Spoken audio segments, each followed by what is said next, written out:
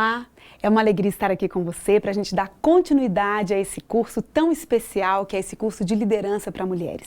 Você que está aqui, eu tenho certeza, está querendo se preparar melhor para melhor servir a Deus. E isso é algo muito especial, muito importante. Meu nome é Débora, eu sou professora, sou esposa de pastor, sirvo a Deus também nessa obra e nós estamos juntas para crescermos e para aprimorarmos os nossos talentos para fazermos melhor a vontade de Deus. Hoje nós vamos falar um pouquinho a respeito do papel das mulheres ou os papéis que nós mulheres desempenhamos na nossa vida, no ministério, em tantas frentes que a gente precisa trabalhar e precisa atuar, né? Nós vamos usar como apoio a nossa querida Ellen White, porque ela escreveu muito sobre isso, ela contribuiu muito com o nosso trabalho, com o nosso papel, inclusive com a nossa felicidade, no quesito ser mulher. Nós sabemos que ser mulher hoje não é algo tão fácil assim. Nós somos muito visadas, há muita cobrança, mas se nós voltarmos lá para as nossas origens, com que propósito Deus nos criou, para o que Ele nos criou, então nós vamos conseguir encontrar o viés da nossa felicidade, o nosso caminho e vamos conseguir fazer um trabalho relevante, mais importante, na obra e na causa de Deus. Ellen White, ela escreve muitas coisas a respeito da mulher. Uma delas, embora essa não seja uma citação propriamente dela, mas é uma paráfrase, né? Ele nos fez únicas, com um propósito muito claro e muito definido. E em encontrar esse propósito, em descobrir esse propósito, está o sentido da nossa vida e também da nossa felicidade. As características com as quais Deus nos dotou, né? As peculiaridades da mulher, elas são muito importantes para a vida dela, para a felicidade dela e das pessoas que estão ao seu redor, né? Vejam, um dos papéis principais da mulher é dentro da família. É claro que eu posso estar falando aqui para filhas, para esposas, para mães, enfim, irmãs, tias, avós. É uma infinidade de papéis que nós temos. Mas dentro da família está o princípio, o início da nossa felicidade e da nossa identidade. Vejam o que ela diz no livro Evangelismo, página 467. A mulher, caso aproveite sabiamente o tempo e suas faculdades, descansando em Deus quanto à sabedoria e à força, pode ombrear com seu marido como conselheira, companheira e coobreira, sem todavia nada perder de sua graça feminil e modéstia. Ela pode elevar o próprio caráter e, assim fazendo, está elevando e enobrecendo o caráter de sua família e exercendo poderosa, se bem que inconsciente influência nos que a rodeiam. Vejam, é claro que a citação ela está falando especificamente da esposa, mas nós sabemos que a influência da mulher com o marido é muito forte, mas com as outras pessoas que estão ao seu redor sempre vai ser uma influência muito poderosa. Muitas vezes a gente não tem consciência dessa influência, mas ao longo do tempo nós vamos perceber e vamos notar como que a nossa postura, a nossa reação diante das coisas que acontecem, a forma como tratamos as pessoas que estão perto de nós tem um impacto positivo ou negativo perto das pessoas que nos rodeiam. Então, a nossa influência, ela é muito poderosa. Nós não podemos esquecer disso. Veja, aqui especificamente para as esposas. A esposa deve respeitar o marido deve amar sua esposa e mostrar desvelo por ela. E unindo-se nos votos matrimoniais como um só ser, sua crença em Cristo deve fazer que sejam um com Ele. Que pode agradar mais a Deus do que ver os que assumem a relação matrimonial, buscarem juntos aprender de Jesus, a tornarem-se mais e mais imbuídos de seu espírito? O Lar Adventista, página 144. Veja, hoje em dia, quando a gente fala de mulher respeitar o esposo, muitas vezes não é bem recebido. E as pessoas confundem muito isso. Mas quando a Bíblia nos traz o princípio de respeito, de submissão e de amor, ela está falando de um relacionamento onde marido e esposa colaboram um com o outro e juntos eles crescem colaborando também com Cristo. E sabem, as vãs filosofias, as novas ideias modernas, elas não passam de perda de tempo, vamos dizer assim. Porque enquanto a gente se perde pensando em nós mesmos, eu nunca vou respeitar meu marido, nunca vou ser uma mulher submissa, a gente perde a nossa essência. Deus nunca pediu que a mulher fosse submissa a ponto de não ser contemplada, a ponto de não ser feliz. Não, não é essa a ideia. A ideia é que ela respeite da mesma forma que ela é amada. E nisso está uma realização muito grande, a qual o mundo muitas vezes não conhece, mas que o nosso Criador já conhecia e já nos orientou sobre isso. Ainda na família, nem o marido nem a esposa devem imergir sua individualidade na do outro. Cada qual tem uma relação pessoal para com Deus. E a ele, cada um deve perguntar: que é direito? Que não é direito? Como posso cumprir melhor o propósito da minha vida? Que a abundância do vosso afeto flua para aquele que deu a vida por vós. Fazei com que Cristo seja o primeiro, o último e o melhor em todas as coisas. Ao aprofundar-se e fortalecer-se, vosso amor para com ele, vosso recíproco amor, será purificado e fortalecido. O propósito de Deus, ao criar o homem e a mulher e ao instituir a família, era que nós fôssemos felizes. Ele nos deu um potencial de serviço, de amor, de convivência e de felicidade muito grande. Então, longe de querer tirar de nós a alegria de viver, Deus nos dotou de liberdade e de felicidade. Nós somos indivíduos, sim, devemos ter cada um de nós o seu contato e a sua comunhão com Deus, o seu crescimento pessoal e individual com Deus, mas podemos juntos, com o objetivo maior de servirmos e obedecermos a Deus, fazermos o melhor para Deus e para o nosso semelhante. Então, dentro dessas citações, nós vimos que o papel da mulher na família, ele é fundamental. E nós sabemos também que é da família que derivam todas as outras relações dentro da sociedade. Se nós temos uma família bem ordenada, bem orientada e feliz, não perfeita, não existem famílias perfeitas, mas é possível ser feliz, obedecer a Deus e crescer, mesmo não sendo uma família perfeita. Essa citação ela é bem conhecida, né? Uma família bem ordenada, bem disciplinada, fala mais em favor do cristianismo do que todos os sermões que se possam pregar. Uma família assim dá prova de que os pais foram bem-sucedidos no seguir as instruções de Deus e de que seus filhos os servirão na igreja. Sua influência aumenta, pois à medida que comunicam, recebem para tornar a comunicar. A vizinhança deles é beneficiada, pois com isto se enriqueceu para o tempo e a eternidade. Mais uma citação do Lar Adventista. Vejam, aqui nós estamos trabalhando bastante a questão do papel da mulher, da esposa, da mãe, mas se você não é mãe, se você não é esposa, não pense que o seu poder de influência é reduzido. Muitas vezes na igreja, com as crianças da igreja, com os jovens da igreja, os adolescentes da igreja, você tem um poder muito grande de influenciar. E nós mulheres, nós temos vamos dizer assim, um poder de acolhimento muito grande. E esse acolhimento feminino, ele é peculiar, ele é singular. E Deus pode usar isso a favor da sua felicidade e da felicidade de outras pessoas. Nós não temos noção do quanto Deus pode nos usar e do quão grande pode ser a nossa influência se nós nos colocarmos à disposição de Deus e de seu serviço. Agora, no trabalho na igreja, nos ministérios, tanto no ministério pessoal, individual, quanto nos ministérios que a gente se envolve na igreja.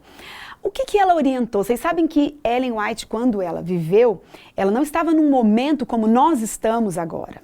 Então, as mulheres talvez não tivessem naquela época, ou muito provavelmente não tinham, a mesma abertura para trabalhar, para estudar e até para participarem na igreja. Só que ela já escreveu sobre isso porque diante de Deus nada nunca mudou. Desde Eva até hoje, Deus sempre nos viu com os mesmos olhos, sempre reconheceu o nosso potencial, sempre soube o quanto nós poderíamos fazer por Ele e para os nossos semelhantes. Por isso, o texto, ele é atualíssimo, vamos dizer assim, porque vem de Deus. E se Deus não muda, o mesmo propósito que Ele tinha para nós quando Ele nos criou é o que Ele tem hoje. Então vejam, deveriam ser designadas mulheres que estejam dispostas a consagrarem parte de seu tempo ao serviço do Senhor. Deveríamos ampliar mais nossos métodos de trabalho. Nenhuma mão deveria ser impedida, nenhuma alma deveria ser desestimulada, nenhuma voz deveria ser silenciada. Houve um tempo em que as mulheres não puderam ou não podiam falar. Hoje nós podemos e nós devemos usar isso a nosso favor e a favor da causa de Deus. Então, Deus tem um plano, um propósito para cada uma de nós. Todas nós podemos servir a Deus. nem sempre falando, nem sempre cantando, mas tem tantas formas de nós servirmos e adorarmos a Deus com a nossa vida. Nós podemos fazer isso com os talentos que Ele nos deu. E nós vamos poder descobrir esses talentos à medida que nós nos dispusermos para fazer a sua obra. Mas não importa, seja uma menina novinha, uma criança, uma adolescente, uma jovem, uma mulher adulta, uma idosa, não importa. Nenhuma voz deve ser silenciada. Vejam, mulheres de firme princípio e decidido caráter são necessárias. Mulheres que creem estarmos, sem dúvida, vivendo nos últimos dias e que temos a última solene mensagem de advertência para ser dada ao mundo. Devem sentir que estão empenhadas numa importante obra ao espalharem os raios de luz que o céu tem derramado sobre elas. Quando o amor de Deus, de sua verdade, é um princípio permanente, elas não permitirão que coisa alguma lhes impeçam o cumprimento do dever ou as desencorajem de seu trabalho. É interessante, mas quando nós temos noção do tempo que nós estamos vivendo, e se nós não temos essa noção, nós precisamos pedir a Deus que Ele abra os nossos olhos e nos faça enxergar qual é o momento que nós estamos vivendo. Quando a gente entende isso e entende a urgência e a necessidade do nosso trabalho, poucas coisas vão competir com isso.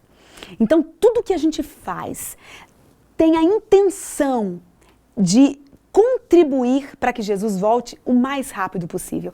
E, gente, é um privilégio maravilhoso e eu acredito que nós temos esse privilégio de fazermos parte de uma geração que muito provavelmente é a última geração dessa terra. Que privilégio poder anunciar a volta de Jesus, poder falar do amor de Deus, poder fazer parte desse povo que vai receber o poder do Espírito Santo, como a gente tem esperado essa promessa desse derramamento especial do Espírito Santo e poder participar desse movimento que vai ver Jesus voltando. Então, diante disso, quase nada mais tem importância. Isso se torna a coisa mais importante da vida e isso dá muito significado e sentido para a nossa vida. Né? Ele convida mulheres perseverantes que tirem o pensamento de si mesmas e de seu interesse pessoal, concentrando-o em Cristo, proferindo palavras de verdade, orando com as pessoas às quais conseguem acesso e trabalhando pela conversão de almas. Vejam, hoje em dia é muito comum a gente ouvir as pessoas falando que a coisa mais importante do mundo é você. Que você precisa pensar em você, no seu potencial, na sua felicidade. E a Bíblia, ela não apoia esse pensamento quando você coloca o eu no centro. Não sou eu nem você que devemos estar no centro da nossa vida. E Jesus não falou isso para nós porque Ele queria negligenciar a nossa felicidade, de jeito nenhum. Ele disse para nós que Ele deveria ser o centro da nossa vida porque Ele sabe que só assim nós podemos ser verdadeiramente felizes. A Bíblia fala que o coração é enganoso mais do que todas as coisas, que ele é corrupto e que os nossos caminhos às vezes eles parecem direitos, mas eles dão em caminhos de morte. Então, se existe uma segurança e uma forma de sermos felizes e de encontrarmos propósito para a nossa vida e de desempenharmos o papel que Deus colocou para nós, é tirando o nosso eu do centro e deixando que Cristo seja o centro. E através disso a nossa vida vai ser usada para que a gente possa proferir palavras de verdade. O mundo é carente de verdade. Tantas mentiras são pregadas todos os dias. A gente ouve mentiras por todos os lados. Mas nós podemos ser porta-vozes da verdade. O mundo precisa da verdade. Até os nossos filhos, os nossos adolescentes, as nossas crianças, os nossos jovens precisam de verdade. Mesmo muitas vezes dentro da igreja, ouvem muitas mentiras, né, em volta no dia a dia, mas da nossa boca eles podem ouvir a verdade que santifica, a verdade que liberta, a verdade que converte. E não existe trabalho mais nobre e mais excelente do que esse. Porque não havia de a mulher cultivar o intelecto? Por que não havia ela de corresponder ao desígnio de Deus em sua existência? Por que não podem elas compreender suas próprias faculdades e, reconhecendo que essas faculdades lhes são dadas por Deus, se esforçarem por empregá-las ao mais alto grau em fazer o bem aos outros, em promover o progresso da obra de reforma, de verdade e bondade real no mundo? Satanás sabe que as mulheres têm um poder de influência para o bem ou para o mal. Procura, portanto, alistá-las em sua causa. Vejam, nós sabemos também que durante muito tempo a mulher foi negligenciada no quesito trabalho, intelecto mesmo, desenvolvimento da mente, da inteligência. Mas esse nunca foi o propósito de Deus para nós. Deus sabe muito bem o potencial que Ele deu às mulheres. O potencial intelectual, inclusive, né? É emocional, é intelectual, é espiritual, é muito grande o nosso potencial. E a Bíblia nos incentiva a desenvolvermos as nossas faculdades intelectuais. Ellen White também nos incentivava a isso, e nos incentiva até hoje, né, a cultivar o intelecto. Por que a gente deixaria de estudar e de se aprimorar e de fortalecer a nossa vida profissional para prestarmos um serviço melhor para Deus? Não há motivos para isso. Não existe contraindicação para que nós mulheres cresçamos, né, na nossa vida profissional, na ciência e no conhecimento, para que nós possamos servir de forma melhor.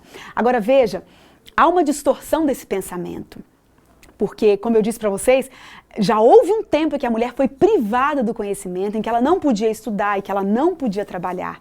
Deus não é contra as mulheres trabalharem, Deus não é contra as mulheres estudarem, não, de jeito nenhum. Mas essas ideias, elas foram colocadas como artimanhas do inimigo, porque ele sabe muito bem o potencial que nós temos. E digamos que foi ele que usurpou essa ideia de que nós somos inteligentes e de que nós podemos prestar um serviço muito excelente, porque ele deseja usar o potencial das mulheres. Agora aqui eu vou dizer uma coisa para vocês. Às vezes, o inimigo de Deus reconhece melhor o potencial das mulheres do que nós mesmas. E nós precisamos reconhecer que Deus nos deu um potencial muito grande e um poder de influência muito grande.